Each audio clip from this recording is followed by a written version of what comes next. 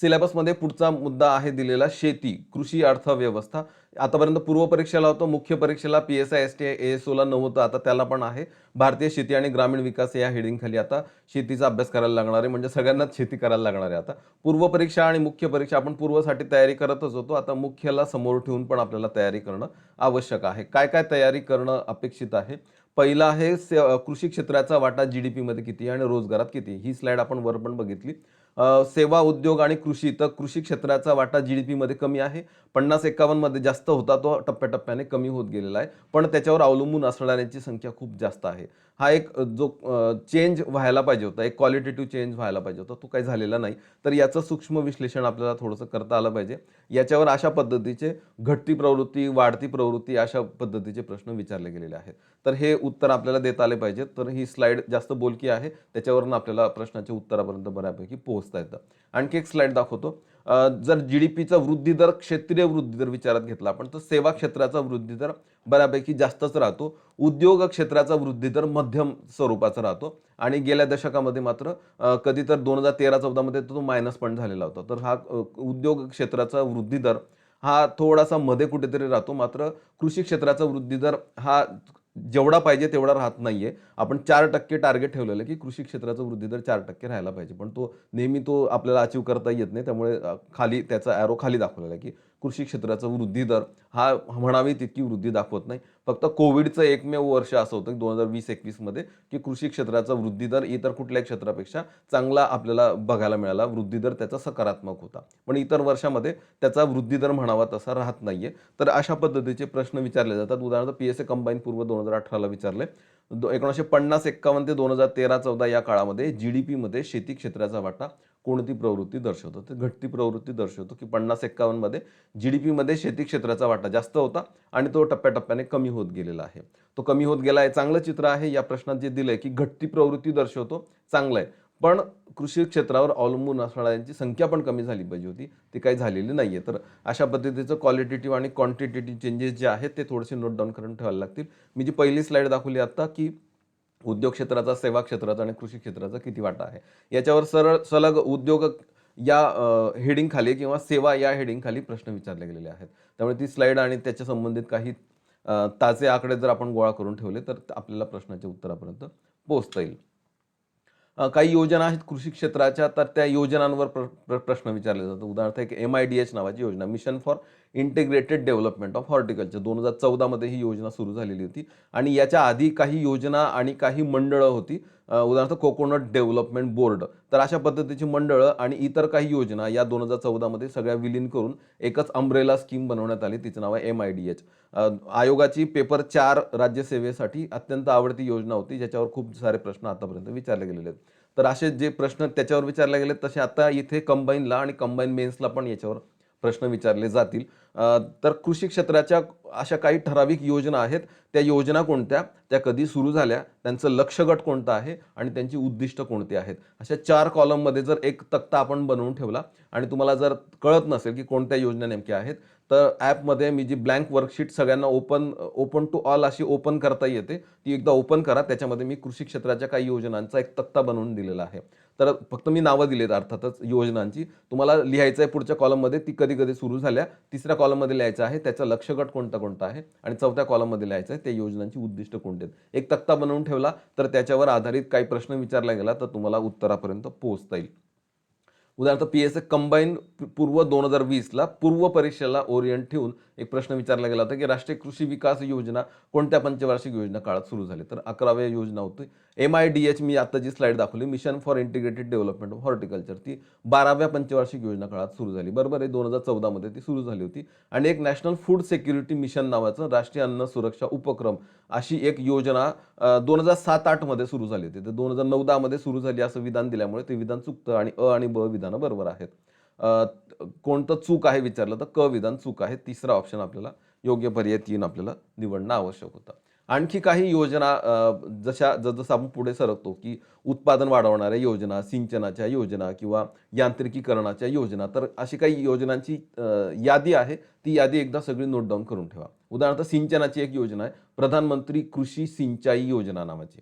ठीक आहे. किंवा एक ॲक्सिलरेटेड इरिगेशन बेनिफिट प्रोग्राम नावाची एक योजना आहे. किंवा कमांड एरिया डेव्हलपमेंट प्रोग्राम आहे. अशा काही सिंचनाशी संबंधित योजना, त्या योजनांची पण एक यादी तुम्ही बनवून ठेवणं अपेक्षित आहे. सिंचाई में निवेश में एकरूपता लाना ह्या योजनेचा उद्देश आहे, की सिंचन आणि विशेषतः सूक्ष्म सिंचनावर काम करायचं आहे. त्यामुळे ही जी काही योजना आहे, प्रधानमंत्री कृषी सिंचाई योजना, तिचा मोटोचे हर खेत को पाणी. जसं प्रधानमंत्री ग्राम सडक योजनेचा उद्देश आहे प्रत्येक गावापर्यंत रस्ता, तसं याचा उद्देश आहे प्रत्येक शेतापर्यंत पाणी घेऊन जायचं. आणि तो पाणीच नाही घेऊन जायचं, त्यातला प्रत्येक थेंब अन थेंब हा व्यवस्थित वापरायचा आहे आणि त्याच्यापासून खूप जास्त पीक घ्यायचं आहे. आणखी एक मोठं आहे योजनेचा, मोर क्रॉप पर ड्रॉप, म्हणजे प्रत्येक थेंबामागे अधिकाधिक उत्पादन घ्यायचं आहे. तर अशा पद्धतीच्या काही योजना आहेत, कधी सुरू झाल्या, त्यांचा उद्देश काय, त्यांचे मोटो काय आहेत, ते जर तुम्ही गोळा करून ठेवले तर आपल्याला बऱ्यापैकी उत्तरापर्यंत पोहोचता येतं. एमपीएससी मेन्स पेपर 4 2020ला एक प्रश्न विचारला गेला होता. आता अशा पद्धतीचे प्रश्न तुम्हाला मुख्य परीक्षेला तुम्हाला फेस करावे लागणार आहेत. कोणते कोणते काय प्रश्न आहे बघा. ॲक्सिलरेटेड इरिगेशन बेनिफिट प्रोग्राम नावाची एक योजना ही 9व्या पंचवार्षिक योजना काळामध्ये सुरू झाली होती. तर तिचं या योजनेचा उद्देश काय, तर अपूर्ण सिंचन योजना पूर्ण करण्यासाठी मदत करणं, की जे काही धरणं आहेत, डॅम्स आहेत, छोटे मध्यम आणि मोठ्या स्वरूपाचे, तर ते अपुऱ्या अवस्थेत बंद पडून राहिलेले होते. तर त्यांना गती देण्यासाठी आणि त्यांना पूर्ण करण्यासाठी, म्हणजे अपूर्ण सिंचन योजना पूर्ण करण्यासाठी केंद्र राज्यांना मदत देतं. अशा पद्धतीची ही योजना होती, ॲक्सिलरेटेड इरिगेशन बेनिफिट प्रोग्राम. आणि तिचा उद्देश जर आपण नोट डाऊन करून ठेवला तर आपल्याला त्या उत्तरापर्यंत पोहोचता येतं. याला सिंचन नंतर खतं हा विषय आहे. खतांनंतर आपण रासायनिक खतं वापरत होतो आत्तापर्यंत. आत्ता आपण जैविक खतं किंवा सेंद्रिय खतं वापरायला सुरुवात केलेली आहे. एक कार्टून शेअर करतो तुमच्याबरोबर. I say we settle around here. 2 गांडूळ आहेत, ते एकमेकांशी, अर्थवर्म दोन्ही एकमेकांशी चर्चा करतात, की मला असं वाटतं की आपण आता इथे सेटल व्हावं. There is no chemical after taste to the soil. इथल्या मातीला केमिकल फर्टिलायझरची चव नाहीये. Must be an organic farmer. इथला शेती करणारा जो शेतकरी आहे तो सेंद्रिय शेती करणारा असावा. आपण इथे राहूया. तर अशा पद्धतीचं सेंद्रिय खत, गांडूळ खत किंवा इतर जे काही आयाम आहेत ते थोडेसे आपल्याला थोडे नोट डाऊन करून ठेवायला लागतील. काही राज्यांची यादी सलग सर्व परीक्षांना विचारली गेली. उदाहरणार्थ सिक्कीम, याला सेंद्रिय शेतीचा दर्जा देण्यात आलेला. किंवा लक्षद्वीप हे सेंद्रिय शेतीचा दर्जा प्राप्त करणारा केंद्रशासित प्रदेश झालेला आहे. आणि किवी या फळासाठी अरुणाचल प्रदेशची जी झिरो व्हॅली आहे त्या व्हॅलीला किवी फळासाठी सेंद्रिय शेतीचा दर्जा देण्यात आलेला. तर अशा पद्धतीची काही माहिती गोळा करता येते का.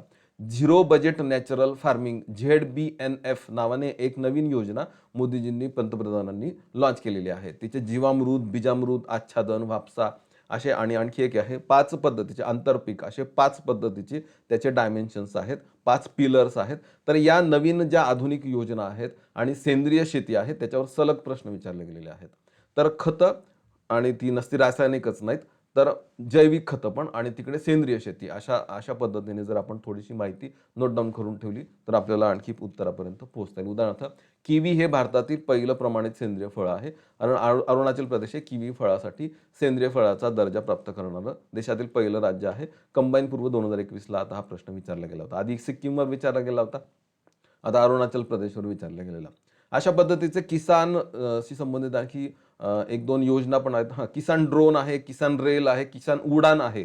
अशा पद्धतीच्या योजना पण गोळा करून ठेवा. इंडियन ॲग्रिकल्चर आतापर्यंत ड्रोन हे GIS मॅपिंगसाठी वापरत होते. उदाहरणार्थ PM स्वामित्व नावाची योजना तुम्ही ऐकून आहात, की ड्रोनने GIS मॅपिंग करायचं आणि शेताचे जे बॉर्डर्स आहेत ते कॅल्क्युलेट करायचं आणि शेतांच्या मालकीचे हक्क जे आहेत त्या शेतकऱ्यांना प्राप्त करून द्यायचे. त्याचे वाद असतील ते वादांची सोडवणूक करायची. एवढंच नाही तर गावांमध्ये प्लॉट्स आहेत, घरं आहेत, संपत्ती आहेत, त्यांचं मोजमाप करायचं. आता ड्रोनचा एवढाच वापर राहिलेला नाही तर ड्रोन्स फॉर स्प्रेइंग पण आता सुरू झालेलं आहे. आणि आत्ताच किसान ड्रोन नावाची योजना सुरू झाली. 100 ड्रोनने एकाच वेळी फवारणी करतानाचं मोदीजींनी त्याचं अनावरण केलेलं होतं. तर किसान ड्रोन काय आहे, किसान रेल काय आहे, किसान उडान काय आहे, त्याची पण एक यादी आपण जर काढून ठेवली तर आणखी आपल्याला काही प्रश्नांची उत्तरं सापडतील. PSA कंबाईन पूर्व 2021ला एक प्रश्न विचारला होता.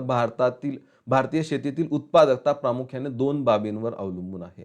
Productivity in Indian agriculture is mainly dependent on 2 sets of factors, technological factors आणि इन्स्टिट्यूशनल फॅक्टर्स, अशी त्यांनी उत्तरं दिली होती.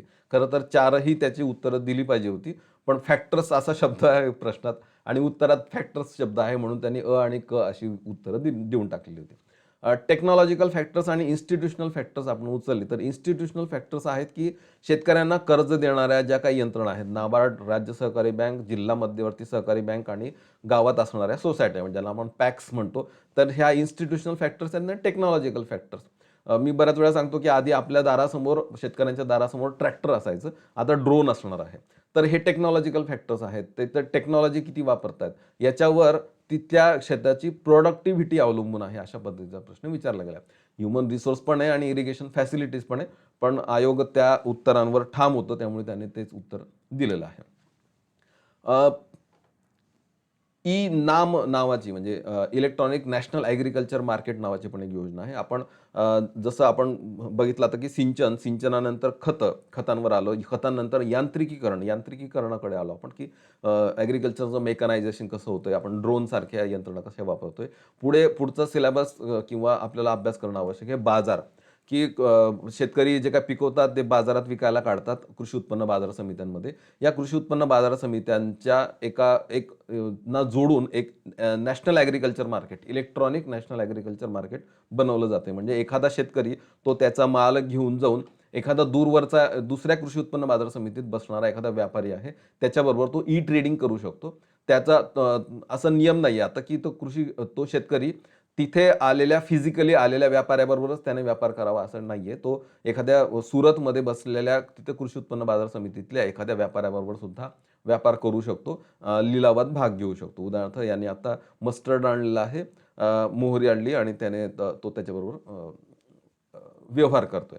तर अशा पद्धतीने नॅशनल ॲग्रिकल्चर मार्केट किंवा बाजार विपणनामध्ये आपण ज्या काही सुधारणा करतो आहे, तर त्या पद्धतीचे प्रश्न विचारले जातात. उदाहरणार्थ एमपीएससी मेन्स 2020ला पेपर 1ला प्रश्न विचारला गेला होता, की कोणतं असं अखिल भारतीय इलेक्ट्रॉनिक व्यापारी पोर्टल आहे ज्याद्वारे देशातील सध्याचे सर्व एपीएमसी, म्हणजे ॲग्रिकल्चर प्रोड्यूस मार्केटिंग कमिटी, म्हणजे कृषी उत्पन्न बाजार समित्या, बाजार शेतीमाल विषयक एक जिनसी बाजारपेठ निर्मितीसाठी महत्त्वाचे आहे. म्हणजे हे सगळ्या बाजारपेठा, या सगळ्या कृषी उत्पन्न बाजार समित्या, ह्या सगळ्या मंडी एकमेकांना जोडल्या जात आहेत. कशाने? तर ई नाम हे त्याचं उत्तर होतं, ई नॅशनल ॲग्रिकल्चर मार्केट. अशा पद्धतीचे प्रश्न आता आपल्याला विचारले जाणार आहेत, मुख्यला ओरिएंटेड ठेवून किंवा पूर्वला सुद्धा विचारले जाण्याची शक्यता आहे.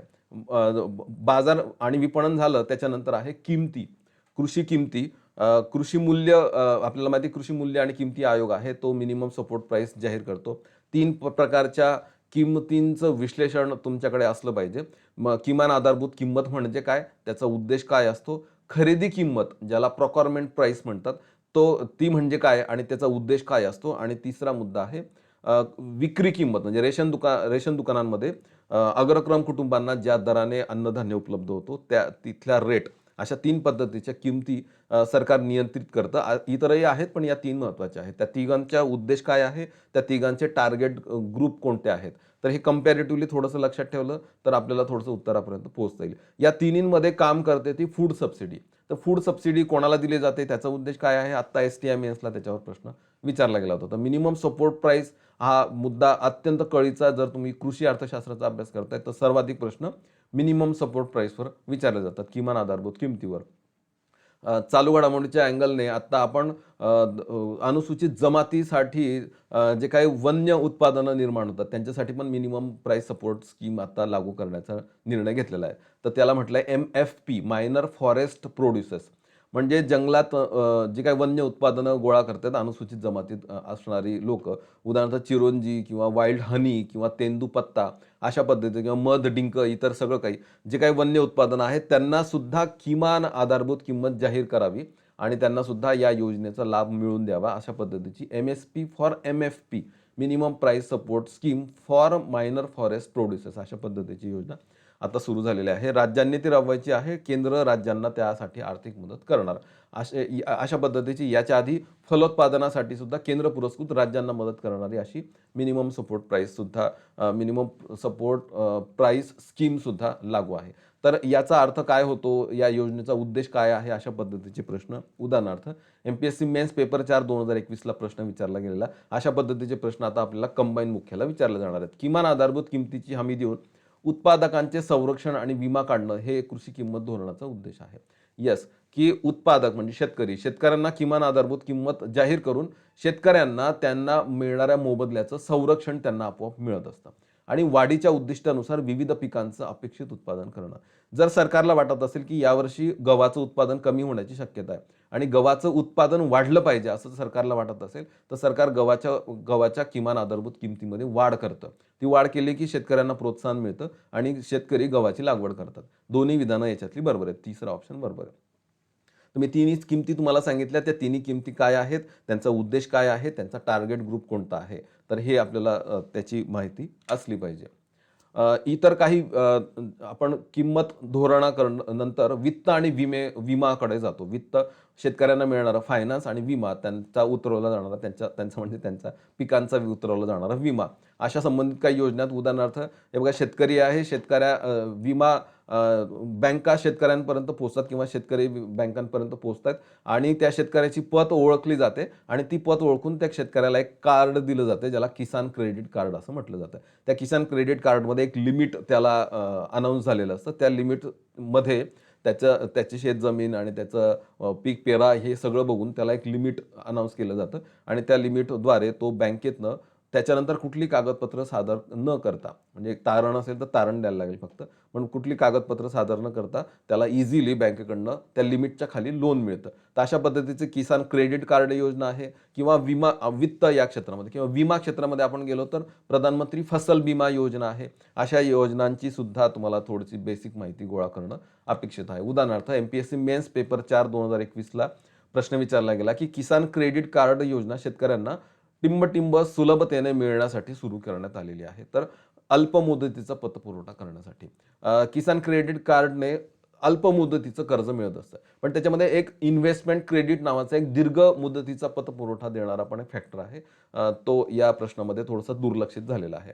पण त्याच्यामध्ये जेवढे काय एक 10-11 त्यांनी या योजनेमध्ये 10-11 प्रकारची कर्ज दिली जातात. त्यातली सगळी 10च्या 10 जी कर्ज आहेत, तर ती लघु मुदतीची आहेत. एकच फॅक्टर असा आहे, की जो इन्व्हेस्टमेंट क्रेडिट नावाने ओळखला जातो, तो दीर्घ मुदतीचा. पण मग सगळीच कशात आली? मग अल्प मुदतीची म्हणून तिसरा ऑप्शन आपल्याला त्याच्यातला निवडणं अपेक्षित होतं. तर वित्त आणि विम्याच्या काही योजना आहेत. या योजना आतापर्यंत मेन्स पेपर 4ला विचारल्या जात होत्या. आपल्याला आता सिलेबसला आलेला आहे. अशा पद्धतीचे प्रश्न आपल्याला विचारले जातील आणि या पहिल्या 5 महिन्यामध्येच या योजनांचा अभ्यास करणं अपेक्षित आहे, जेणेकरून पूर्वला सुद्धा तुम्हाला त्याचा फायदा होणार. याच्यातले शेवटचे 2 मुद्दे आहेत. एक मुद्दा आहे आता लँड रिफॉर्म्स म्हणजे जमीन सुधारणा.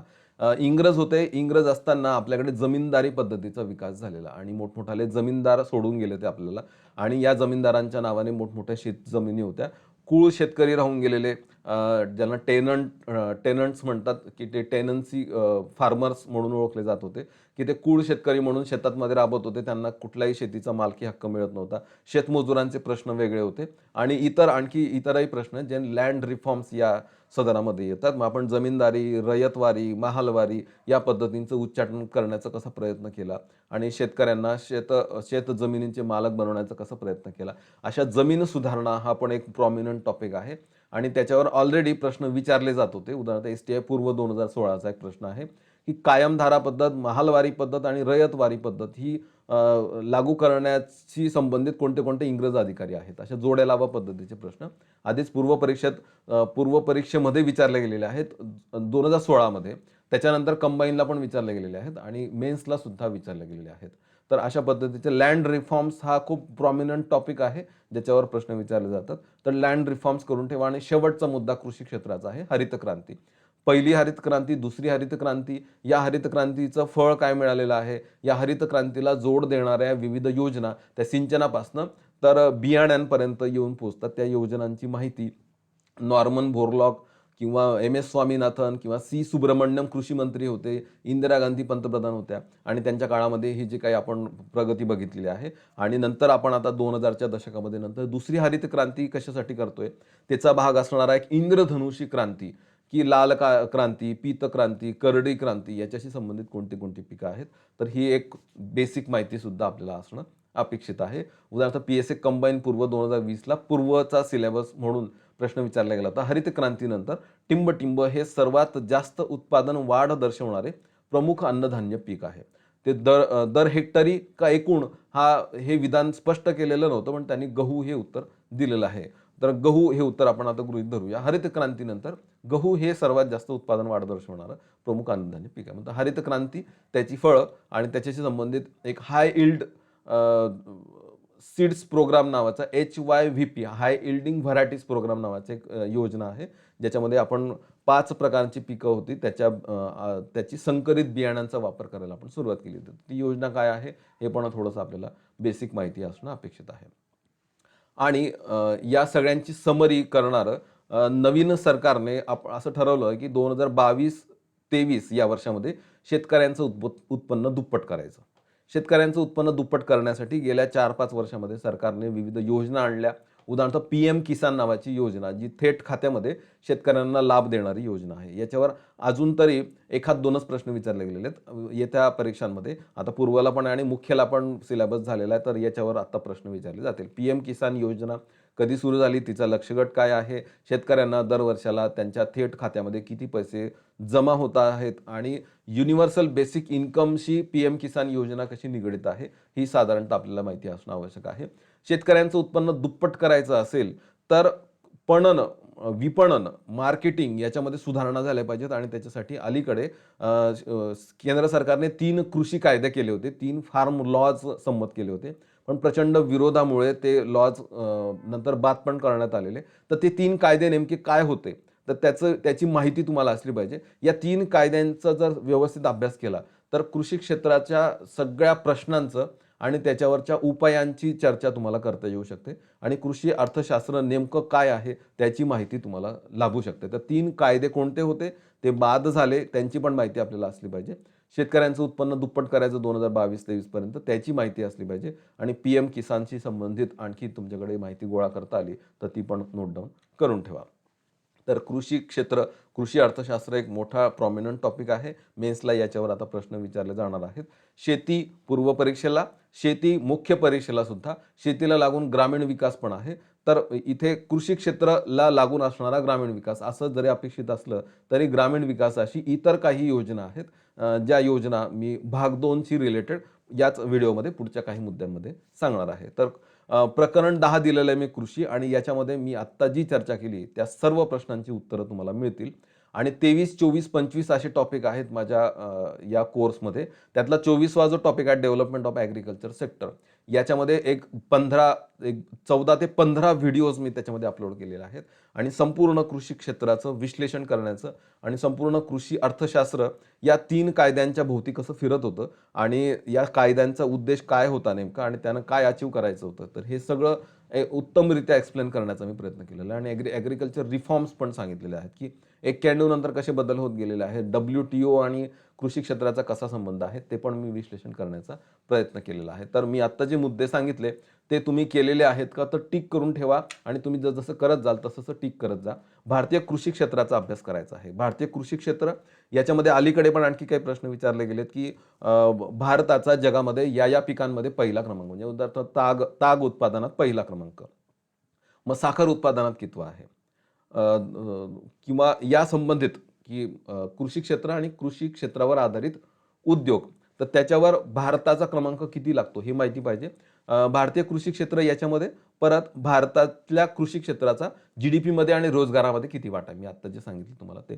कृषी नियोजन, पंचवार्षिक योजना काळांमध्ये कृषी नियोजनाचं तत्व काय राहिलेलं, कृषी उत्पादनाचे काही आकडे आहेत, ते आकडे पण थोडेसे करायला लागतात आपल्याला. उदाहरणार्थ भुईमुग उत्पादन सर्वाधिक कोणत्या राज्यात आहे, तांदळाचं उत्पादन दर हेक्टरी कोणत्या राज्यात आहे, अशा पद्धतीची बेसिक माहिती आपल्याला गोळा करून ठेवायला लागते. सिंचन, खतं, बियाणं, मृदा आणि जलसंवर्धन, यांत्रिकीकरण, जिथे मी तुम्हाला आता PM किसान ड्रोन नावाची योजना सांगितली. बाजार आणि विपणन, जिथे मी तुम्हाला नाम नावाची योजना सांगितली. किंमत धोरण, ज्याच्यामध्ये मी तुम्हाला किमान आधारभूत किंमत आत्ता सांगितलं. वित्त, जिथे मी किसान क्रेडिट कार्ड योजना सांगितली. विमा, जिथे प्रधानमंत्री फसल विमा योजना. जमीन सुधारणा, उदाहरणार्थ जमीनदारी पद्धत आपण कशी काढून टाकली. 2 हरित क्रांत्या, काही कृषी संस्था आहेत त्यांची एक बेसिक माहिती आपल्याला थोडीशी गोळा करून ठेवायला लागते. उदाहरणार्थ फूड कॉर्पोरेशन ऑफ इंडिया, याच्यावर सलग राज्यसेवा मुख्याला प्रश्न विचारले जात होते. तर याच्या सकट 3 कृषी कायदे यांची माहिती तुमच्याकडे असणं अपेक्षित आहे पूर्व आणि मुख्य दोनही प्रकारच्या परीक्षांसाठी. सिलेबसमध्ये पुढचा मुद्दा घेऊया आणि तो फक्त आणि फक्त मुख्य परीक्षेसाठी आहे. तो आहे सहकार चळवळ, कोऑपरेटिव्ह मुवमेंट. आत्ताच्या पहिल्या 5 महिन्यांमध्ये याचा अभ्यास करण्याची आवश्यकता नाहीये. पण याचा अभ्यास आपल्याला सहकारी बँका या सदरामध्ये थोडा बँकिंगमध्ये थोडा करायला लागतो. म्हणून माझा सल्ला राहील, की पहिल्या 5 महिन्यामध्ये किमान याची 2 रीडिंग करा. पण खूप डीप अभ्यास करताना मात्र नंतरच्या 4 महिन्यामध्येच त्याचा अभ्यास करायचा आहे. तर सहकार चळवळ याच्यामध्ये काय-काय अभ्यास करणं अपेक्षित आहे, ते आपण घेऊया. एक 3 तज्ञ आहेत. उदाहरणार्थ एक रॉबर्ट ओवेन, ज्याला सहकार चळवळीचा प्रणेता म्हटलं जातं. तर रॉबर्ट ओवेनचं चित्र आहे. रॉबर्ट ओवेन याने ब्रिटनमध्ये एक 2-3 जे काही क्रांत्या झालेल्या आहेत, तर त्याच्यामागे रॉबर्ट ओवेनची प्रेरणा आपल्याला दिसते. उदाहरणार्थ तिथे उटोपियन सोशलिस्ट मूव्हमेंट याच्यामागे रॉबर्ट ओवेनची प्रेरणा आपल्याला दिसते. ब्रिटनमध्ये एज्युकेशनमधल्या असणाऱ्या मूव्हमेंट शिक्षण क्षेत्रामध्ये सुद्धा चळवळ उभी राहिलेली आणि सगळ्यात महत्त्वाचं म्हणजे सहकार चळवळ पण उभी राहिलेली.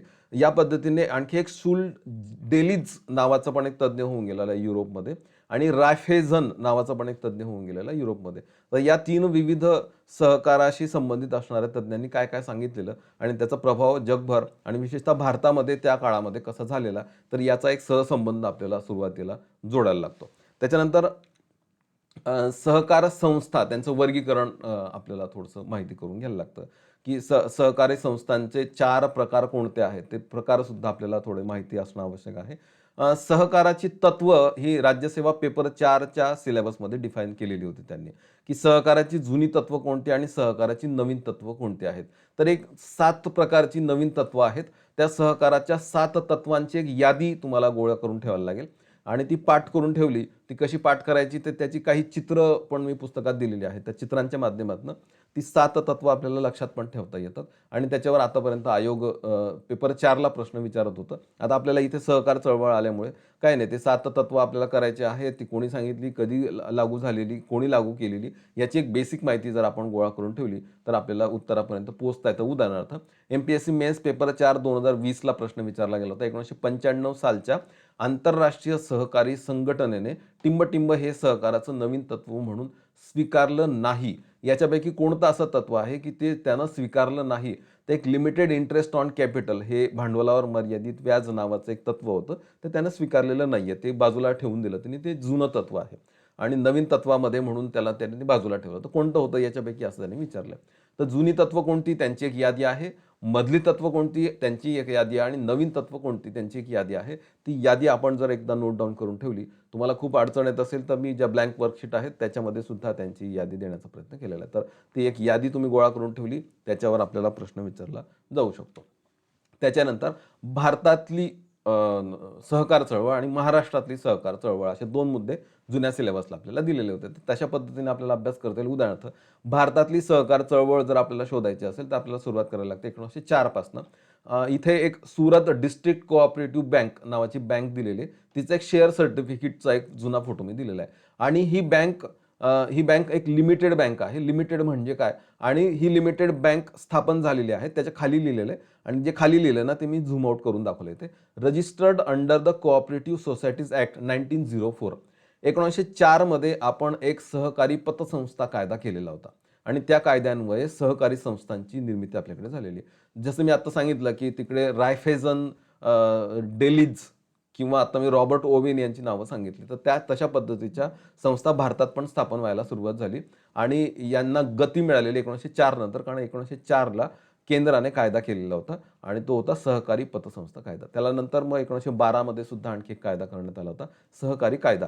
या अशा पद्धतीचे प्रश्न आत्ता पण काही परीक्षांना विचारले गेलेले होते. थोडे आन्सर कीमध्ये त्याच्यात पण चेंजेस झालेले होते. उदाहरणार्थ एक प्रश्न घेऊ आपण. एम-पी-एस-सी मेन्स पेपर 4 2012चा प्रश्न आहे. खालीलपैकी कोणती वर्षे सहकार कायद्याशी संबंधित आहेत? 1904, 1912, क आणि ड. तर तिसरा ऑप्शन याच्यातलं निवडणं अपेक्षित होतं. म्हणजे सहकारी चळवळ भारतातली अशा पद्धतीचं आपल्याला सिलेबस मी परत 3 मुद्दे सांगतो. एक तर सहकाराची व्याख्या आणि सहकाराची तत्वे, भारतातली सहकारी चळवळ त्याच्यावर हा प्रश्न आहे आणि तिसरा मुद्दा आहे महाराष्ट्रातली सहकार चळवळ. उदाहरणार्थ महाराष्ट्रामध्ये आपण महाराष्ट्र कोऑपरेटिव्ह सोसायटी ॲक्ट 1960 संमत केलेला आहे. तर हा कायदा संमत केलेला त्याच्या मागची पार्श्वभूमी भारत आणि महाराष्ट्रातल्या सहकारी चळवळीशी संबंधित विविध समित्या, त्या समित्यांच्या शिफारशी आणि थोडी आत्ता अलीकडे झालेली घटना दुरुस्ती आणि त्या घटना दुरुस्तीला दिलेलं आव्हान उच्च न्यायालयामध्ये. तर त्या संबंधित थोडी माहिती तुम्हाला पॉलिटीला पण लागणार आहे. इथे पण तुम्हाला ती माहिती असणं अपेक्षित आहे. या 1960च्या सहकारी संस्था कायद्यामध्ये आपण काही महाराष्ट्रात काही दुरुस्त्या केलेल्या आहेत. ती पण थोडी माहिती आपल्याला घ्यायला लागेल. सहकारी संस्थांचं रचना कशी आहे? त्याच्यामध्ये कोणत्या-कोणत्या मी जे आत्ता सांगितलं, की 4 गट त्याच्यामध्ये येतात. सहकारी संस्थांचे 4 प्रकार आहेत. ते 4 प्रकार कोणते आणि त्याच्याशी संबंधित असणारा तक्ता महाराष्ट्राच्या आर्थिक पाहणी अहवालामध्ये दिलेला आहे. तर तो पण एक तक्ता तुम्हाला एक ओव्हरलूक करायला लागेल. पण हे सगळं खूप डिटेल करायचं आहे तुम्हाला मेन्ससाठी. आत्ता एक प्रायमरी तुम्हाला थोडंसं वाचून ठेवायला लागेल. म्हणजे तुम्हाला पूर्व परीक्षेसाठी सहकार जरी नसलं, तरी तुम्हाला 1904चा 1912चा कायदा एवढी बेसिक माहिती मात्र असलीच पाहिजे.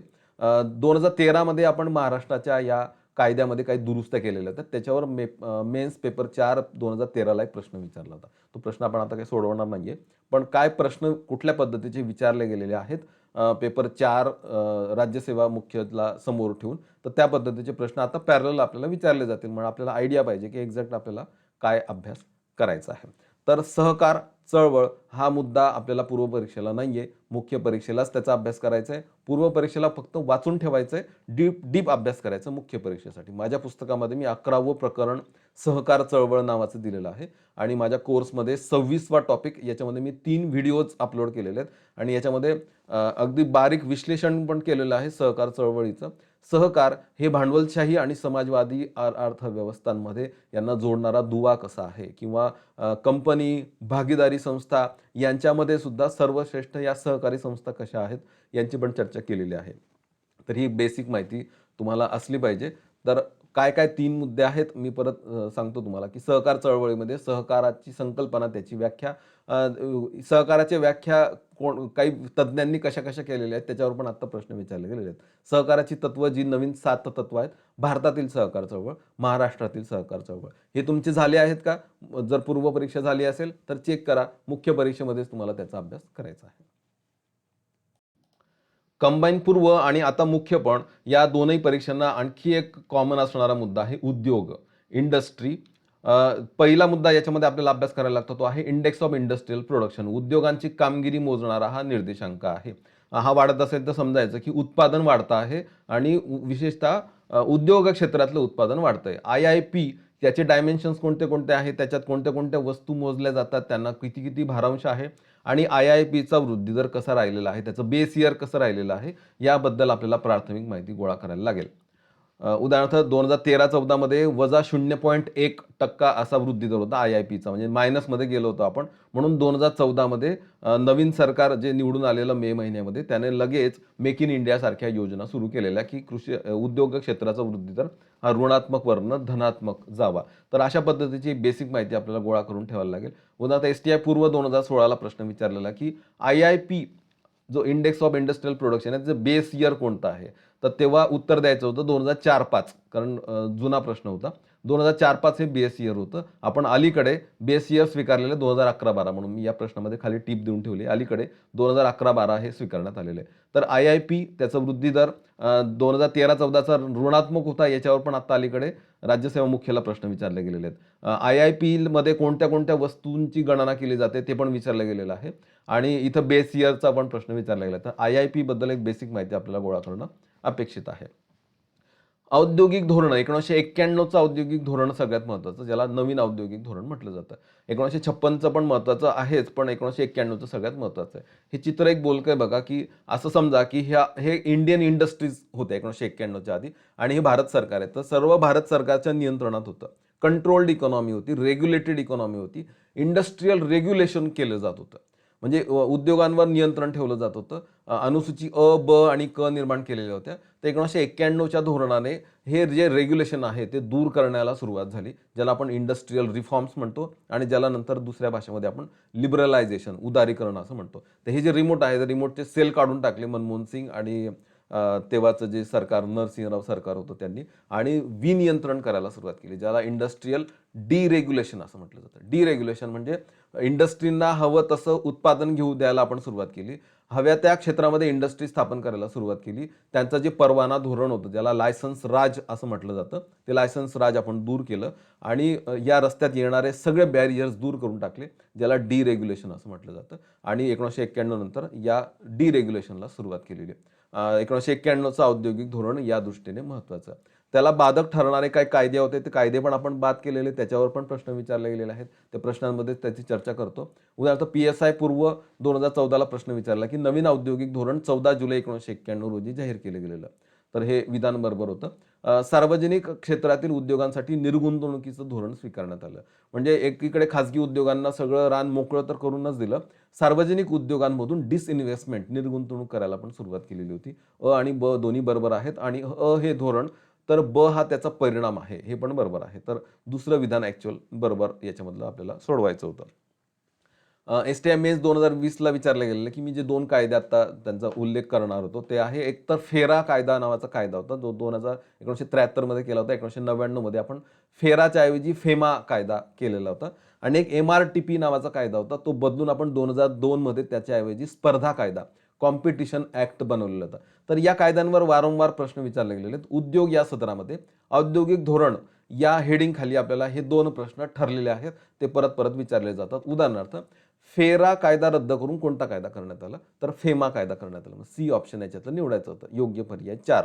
किंवा MRTP कायदा म्हणजे monopolies restrictive and trade practices act नावाचा ॲक्ट आपण बाद केलेला कोणत्या कायद्यान्वये? तर स्पर्धा कायदा 2002. 1969 मध्ये हा कायदा आपण केलेला होता. तर 2002 मध्ये बाद केला आपण. त्याच्याऐवजी आपण कॉम्पिटिशन ॲक्ट संमत केलेला. तर 1991चं औद्योगिक धोरण याच्याशी संबंधितच या सुधारणा आहेत. त्यामुळे त्या सलग आपल्याला तशाच्या तशा लक्षात ठेवायच्या आहेत. काही इंडस्ट्रियल स्कीम्स आहेत उद्योग क्षेत्राच्या विकासासाठी अनाऊन्स झालेल्या. उदाहरणार्थ, startup India, skill India, make in India. India नावाने ज्याच्या काही योजना आहेत आणि सगळ्यात महत्त्वाचं म्हणजे make in India. Make in India, startup India, skill India, standup India, आणखी त्याच्यात नाव नाही आहे. तर या इंडिया नावाने ज्या काही योजना ज्या उद्योग क्षेत्राच्या विकासासाठी महत्त्वाच्या ठरतात, त्या योजनांची पण आपल्याला थोडीशी बेसिक माहिती गोळा करून ठेवायला लागेल.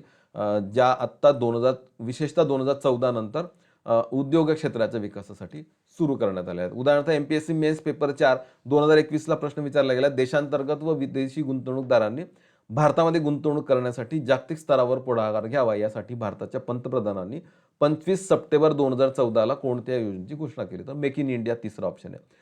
25 सप्टेंबर 2014, मे 2014 मध्ये निवडणुका झालेल्या.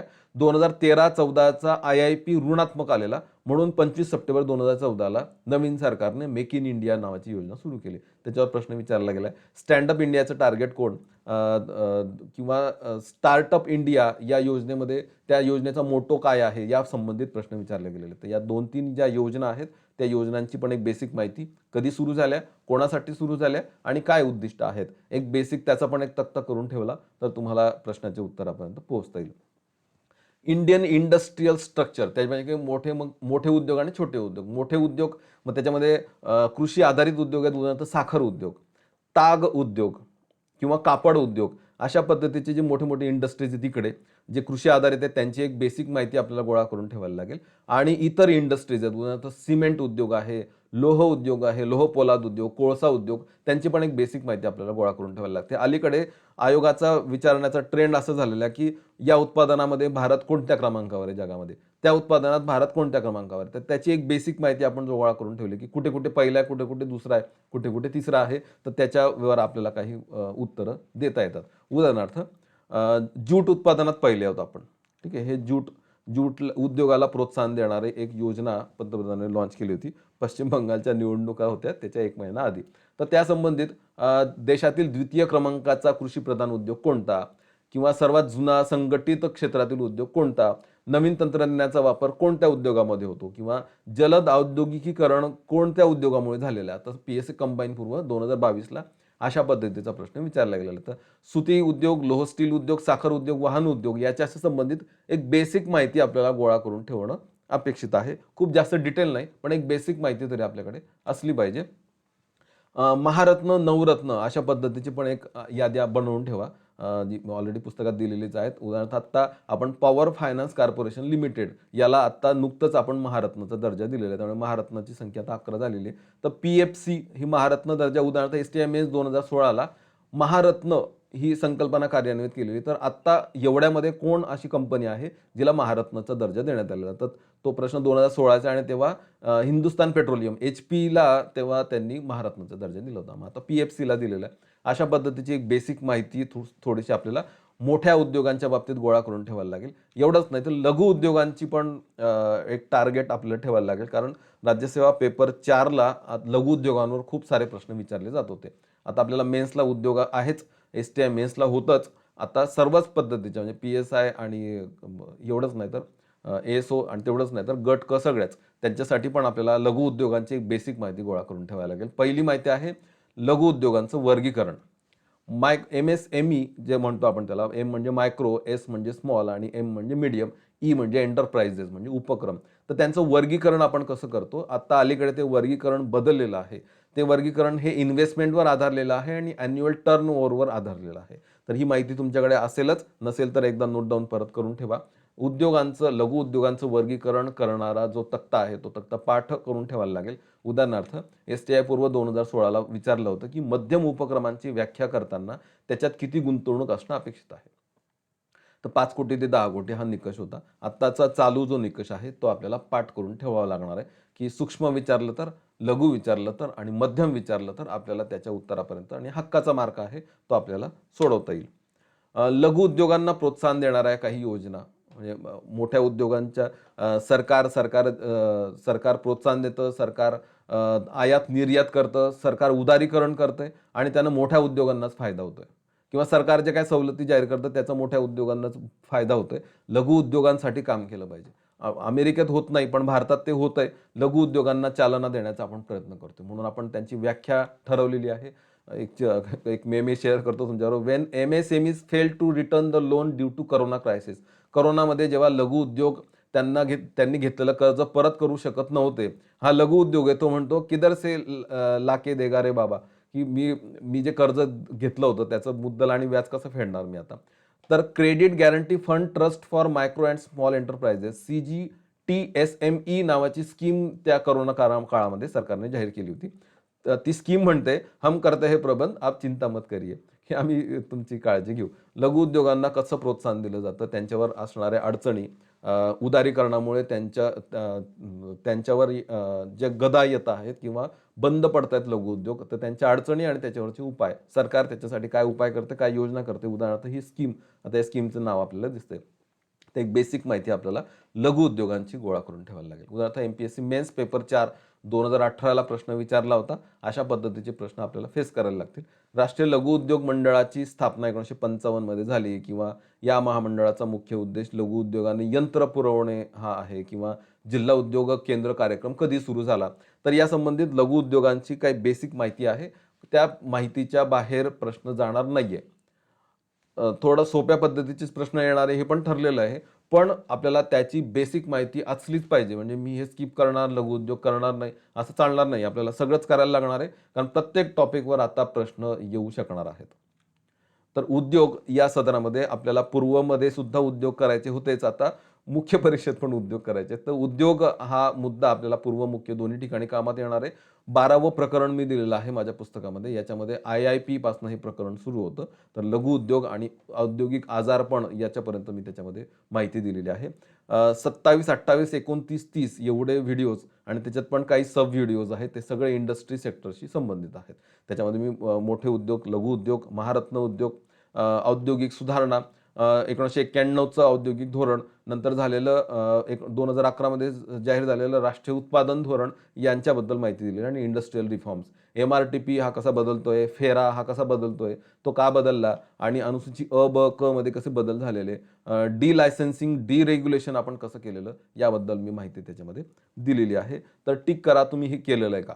भारतीय उद्योग क्षेत्र, त्याचा वाटा GDP मध्ये, त्याच्यात आपण काय काय गणना करतो, IIPने आपण ती कामगिरी कसं मोजतो, औद्योगिक धोरणं आणि 1991चं औद्योगिक धोरण, 2011चं उत्पादन धोरण, औद्योगिक विकास योजना, उदाहरणार्थ आत्ता आपण बघितलं मेक इन इंडिया, महाराष्ट्रातील औद्योगिक विकास हे महाराष्ट्राच्या आर्थिक पाहणी अहवालात पण आहे, माझ्या पुस्तकात पण मी दिलेलं आहे. महाराष्ट्राचं औद्योगिक धोरण सुद्धा आपल्याला करून ठेवायला लागेल. उद्योगांची रचना, उद्योगांचं वर्गीकरण, मोठ्या उद्योग ज्यांची एक निवडक यादी मी तुम्हाला सांगितली, लघु उद्योगांची एक निवडक यादी सांगितली. औद्योगिक आजारपण हा राज्यसेवा जुन्या सिलेबसला एक मुद्दा त्यांनी दिलेला होता, इंडस्ट्रियल सिकनेस. तर त्याच्यामध्ये एक कायदा मी दिलेला आहे, तर त्याची एक बेसिक माहिती आपल्याला असणं अपेक्षित आहे.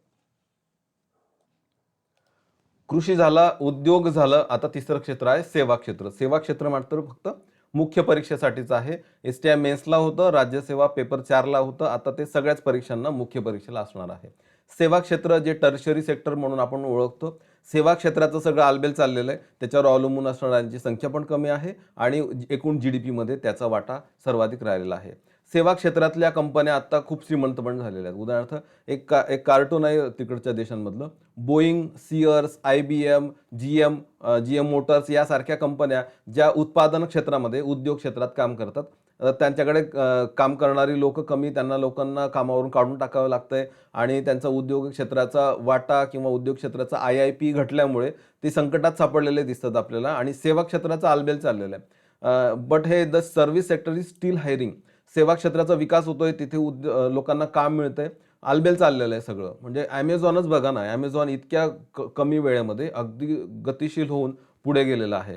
जे स्वतः काहीच तयार करत नाही. म्हणजे इसकी टोपी उसके सर करतं फक्त आणि Amazon सर्व्हिस सेक्टरमध्ये काम करणारी एक कंपनी आता एक जायंट झालेली आहे आणि श्रीमंतांच्या पहिल्या 5 मध्ये तो जेफ बेझोस बसतो.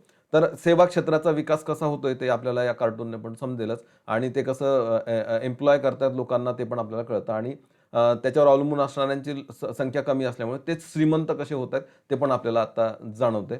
ASO मेन्स 2019चा प्रश्न जो आपण याच्या आधी पण बघितलेला आहे की तृतीय क्षेत्राचा शेकडा हिस्सा किती राहिलेला आहे GDPमध्ये. तर तो 50% वर आहे. त्यामुळे 57.42 हा ऑप्शन आपल्याला त्याच्यामधला निवडता येत होता. टर्शरी सेक्टरमध्ये काय काय येतं तर एक ट्रेड येतं, ट्रान्सपोर्ट येतं, टुरिझम येतं. जे 3T म्हणून आपण ओळखतो. ट्रेड म्हणजे व्यापार, इंटरनल, एक्सटर्नल म्हणजे आयात निर्यातीशी संबंधित सेवा पण त्याच्यामध्ये येतात आणि इथलं अगदी किराणा दुकानापर्यंतचा होलसेल असू दे, रिटेल असू दे, सगळे ट्रेड हे सगळ्या सेवा या क्षेत्रामध्ये येतात.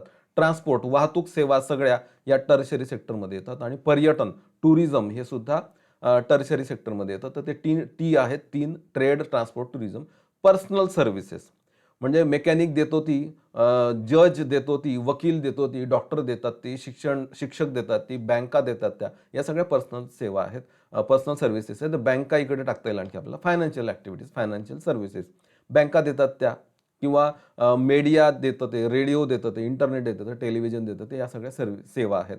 तर मीडिया, फायनान्शियल ॲक्टिव्हिटीज या सगळ्या सेवा आहेत. 3T trade, transport, tourism.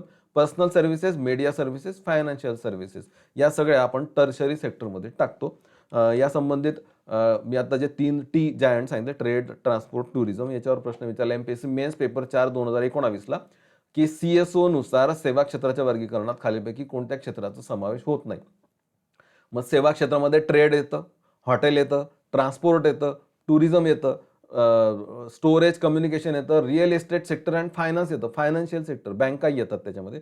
आणि वरीलपैकी काहीही नाही असा ऑप्शन येतो. म्हणजे सगळेच येतात वरचे असं त्याचा अर्थ आहे. सेवा क्षेत्रात हे सगळे वरचे मोडतात असा त्याचा अर्थ होतो. पर्यटन, टुरिझम येतं. टुरिझमवर एक मेम आहे, best tourist guides in India. ते कार्टूनमधून किंवा त्या मेममधून तुम्हाला काय घ्यायचं ते घ्या. तर टुरिझम हे एक मोठं क्षेत्र आहे. त्या टुरिझमवर आर्थिक पाणी अहवालामध्ये काही आकडे दिले आणि त्याच्यावर प्रश्न विचारलेला PSC कंबाईन पूर्व 2022ला. 2019 नुसार भारतातील देशांतर्गत उत्पन्नातील पर्यटनाचा वाटा किती टक्के आहे? 9.34% असं त्याचं उत्तर त्यांनी दिलेलं होतं. याची की अजून यायची आहे. भारतातील देशांतर्गत उत्पन्नामध्ये पर्यटनाचा, टुरिझमचा वाटा किती आहे? 9.34%चं योग्य पर्याय 4 निवडणं अपेक्षित होतं. पर्यटन झालं, बंदर सेवा झाली, ज्याला शिपिंग असं म्हटलं जातं. STI मेन्स 2016ला विचारलं गेलं. हे सेवा क्षेत्रातले टॉपिक्स आहेत. बंदर सेवा किंवा भारतातील बंदरांची एकूण धारण क्षमता किती मिलियन टन आहे असा प्रश्न विचारला गेला. तर 1425 मिलियन टन असा एक पर्टिक्युलर आकडा आहे आणि 1100 ते 1500च्या दरम्यान कुठेतरी नेहमी राहतो. कधी आता कोरोना काळात कमी झाला होता, नंतर परत वाढलेला आहे. तर बंदरांची एकूण धारण क्षमता किती, मोठ्या बंदरांची किती या संबंधित काही आकडे आपल्याला गोळा करून ठेवायला लागतात. BPO सर्व्हिसेस या पण त्याच्यामध्ये येतील. एक मेमे शेअर करतो. ॲट BPO इंटरव्ह्यू द्यायला गेलाय तो. Yes sir. म्हणतो can you talk in British accent म्हणजे तुम्ही ब्रिटिश जसं बोलतात तसं इंग्लिश बोलू शकतात का?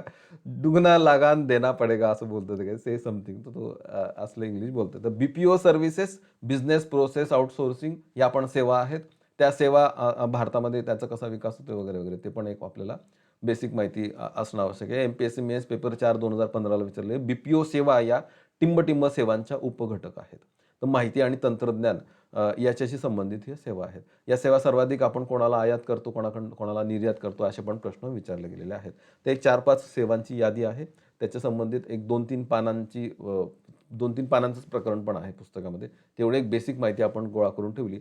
सेवांच्या व्यापारामध्ये भारताचा क्रमांक किती लागतो, सेवांची निर्यात कशी राहिलेली आहे, याबाबतीत एक बेसिक माहिती पण आपल्याला गोळा करून ठेवायला लागते. तर सेवा क्षेत्र हे फक्त आणि फक्त मुख्य परीक्षेसाठी एक बेसिक माहिती आता वाचून ठेवा. नंतरच्या 4 महिन्यातच त्याचा अभ्यास करायचा आहे. सेवा क्षेत्र प्रकरण 13 मी त्याच्यासाठी दिलेलं आहे. छोटंच प्रकरण आहे आणि 30.4 हा टॉपिक आहे सेवा क्षेत्राच्या संबंधित असणारा व्हिडिओ.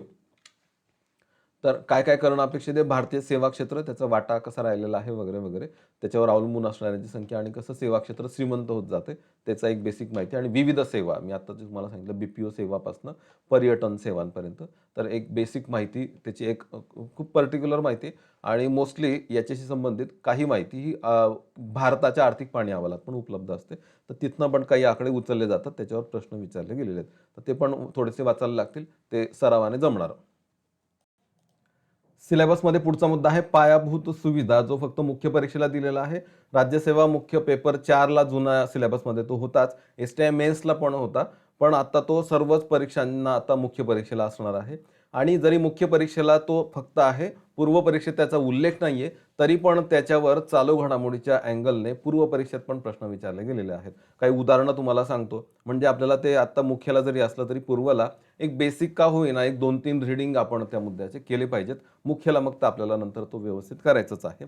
पायाभूत सुविधा विकास याच्यामध्ये काय काय अभ्यास करणं अपेक्षित आहे. पहिलं तर पायाभूत सुविधांची बेसिक माहिती, त्यांचं वर्गीकरण कसं केलं जातं. एक जोक येतो, वाचूया आपण. पिरामिडचं बांधकाम चालू आहे, ठीक आहे, आणि हे बोलतात एकमेकांशी. Not only do we honour our pharaoh, आपला जो राजा आहे त्यातला फक्त आपण ऑनर करतो एवढंच नाही, but they say it has also created 50,000 new jobs.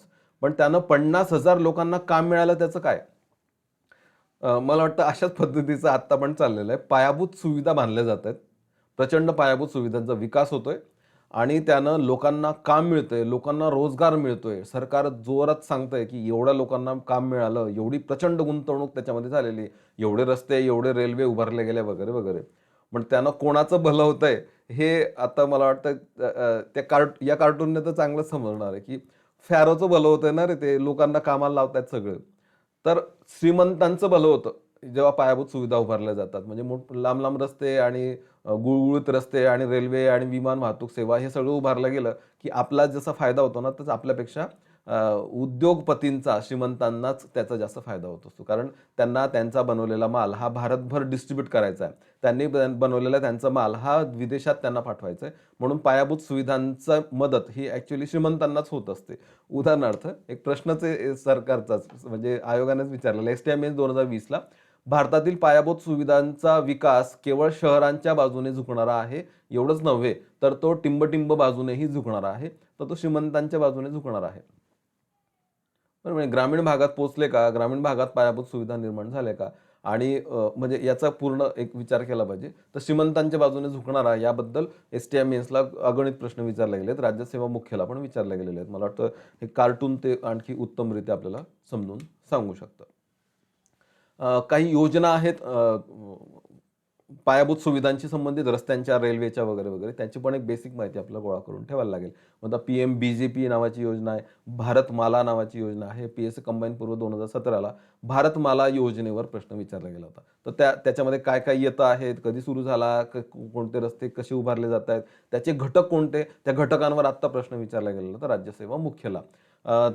किती किलोमीटरचे लांबीचे रस्ते आणि कुठे कुठे, म्हणजे सागर किनारी उभारले जात आहेत का, काही जे कॉरिडॉर्स आहेत ते कॉरिडॉर्सना जोडण्यासाठी उभारले जात आहेत का, याबद्दल एक बेसिक माहिती होईना आपल्याला आत्ता गोळा करून ठेवणं आवश्यक आहे. आणि विशेष म्हणजे पूर्वला पायाभूत सुविधा नसूनही पूर्वला हा प्रश्न विचारला गेलेला आहे, त्यामुळे आपल्याला ते आता थोडंसं वाचून ठेवायला लागणार. रस्त्यांच्या समस्या हा जुन्या सिलेबसमध्ये दिलेला मुद्दा आहे. समस्या आता आम्ही फेस करतोय आणि त्या समस्या फेस करताना आपण आपल्या तोंडून काय निघतं तर ते मुद्दाम इथे लिहिलेलं नाहीये, पण या समस्या आहेत, त्या समस्यांवर प्रश्न विचारला जातो. उदाहरणार्थ STI मेन्स 2020ला विचारले, रस्ते वाहतुकीच्या मुख्य समस्या कोणत्या आहेत? तर रस्ते विकासाची मंद गती, निकृष्ट दर्जा, विषम वितरण, म्हणजे शहरी भागांमध्ये गुळगुळीत रस्ते आणि ग्रामीण भागात रस्तेच नाहीत.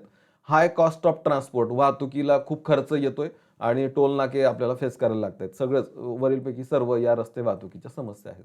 तर रस्ते म्हटलं की रस्त्यांशी संबंधित योजना, रस्त्यांचा विकास, महामार्गांची लांबी किती आहे, राज्यमार्ग त्यांची लांबी आणि जिल्हा आणि इतर जे रस्ते आहेत त्यांची आत्ता लांबी किती आहे. साधारणतः एवढी बेसिक माहिती थोडीशी आपल्याला गोळा करून ठेवायला आहे. रस्ते संबंधित काही बॉम्बे योजना, नागपूर योजना अशा काही पद्धतीच्या योजना पण आहेत. त्यांची पण आपल्याला थोडीशी माहिती गोळा करून ठेवणं आवश्यक आहे. आणि रस्ते वाहतुकीच्या समस्या ते आपण कसे सॉल्व्ह करतोय आणि काही मुद्दे मग भूगोलामध्ये जातात. मग तर महामार्ग या क्रमांकाचा, तो क्रमांकाचा, इथनं सुरू झाला, तिथनं सुरू झाला. याबद्दल एक बेसिक माहिती आपल्याला गोळा करून ठेवायला लागेल. पुढचा मुद्दा railway. Indian railways 4th largest flight carrier in the world किंवा लांबीच्या दृष्टीने पण 4थी आहे. तर या पद्धतीचे प्रश्न आता आयोग खूपच विचारायला लागला, की याच्यात आपला पहिला नंबर आहे का, दुसरा नंबर आहे का, तिसरा आहे का, चौथा आहे वगैरे, वगैरे. तर एक बेसिक माहिती आहे, ती मी पुस्तकात हायलाइट पण करून ठेवलेली आहे. तुम्ही अभ्यास करताना हे सगळे पायाभूत सुविधा मांडून त्याच्या खाली मांडून ठेवा, की या बाबतीत भारताचा कुठला क्रमांक लागतो. तर सरासरी त्याच्यावर प्रश्न विचारले गेलेले आहेत.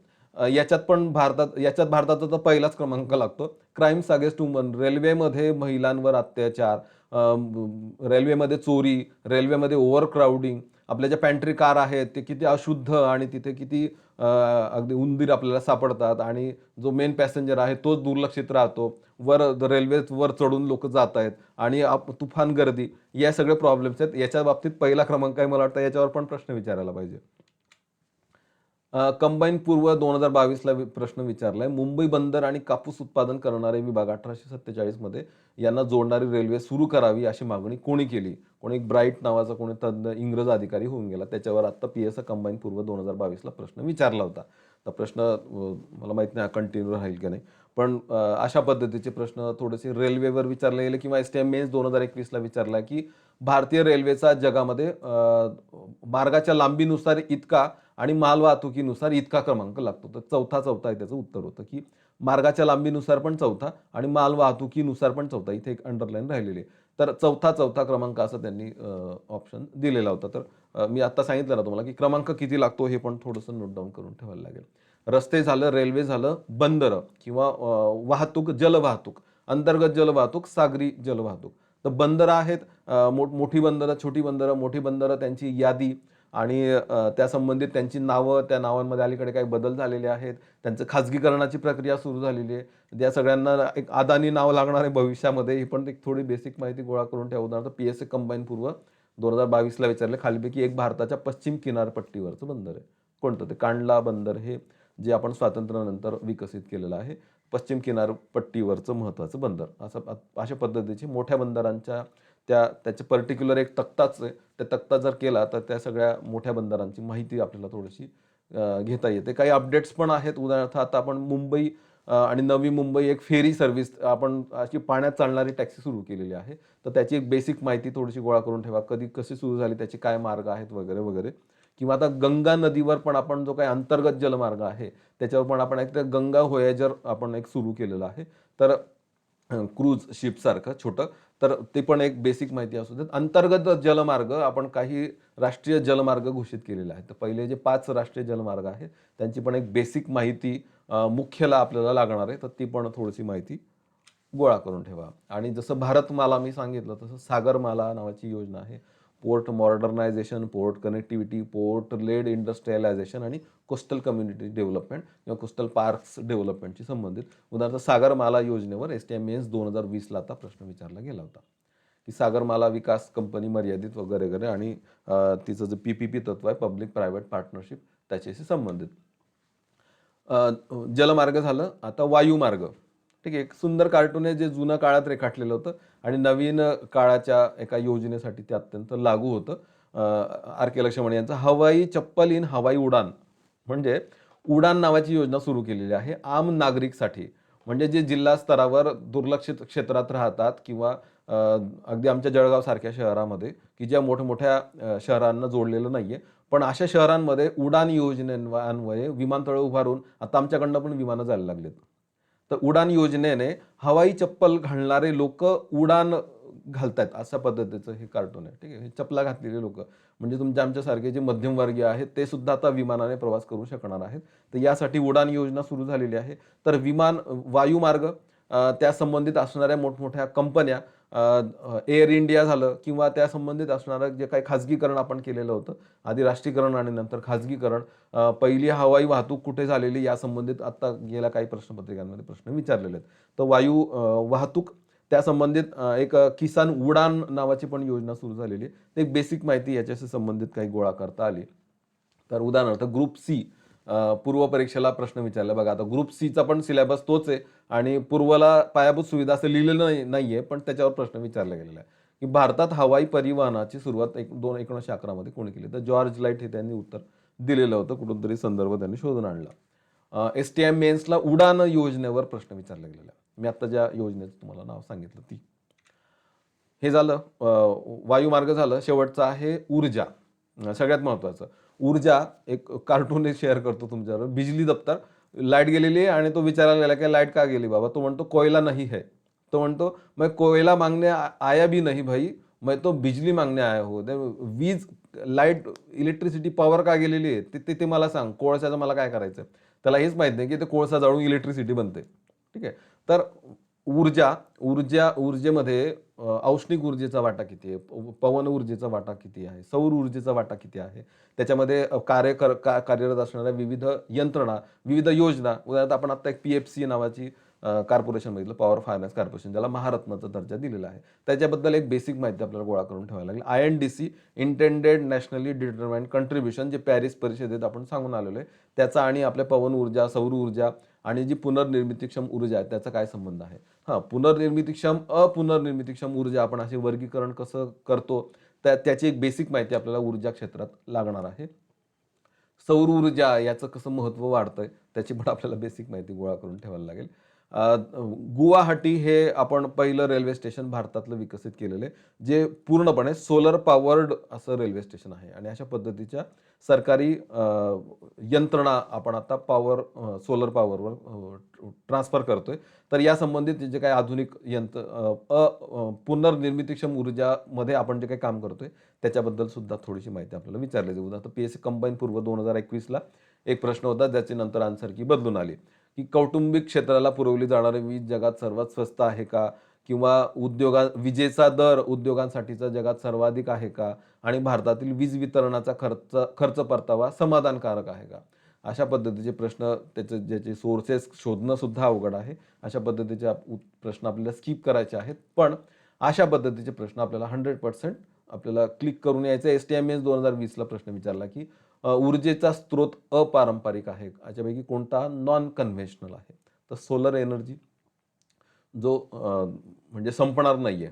ठीक आहे ना. आणि जो अपारंपरिक म्हणजे याच्या आधी आपण वापरत नव्हतो ऊर्जा म्हणून, आपण त्याला आत्ता वापरायला सुरुवात केलेली आहे, म्हणून अपारंपरिक असं म्हणायचं.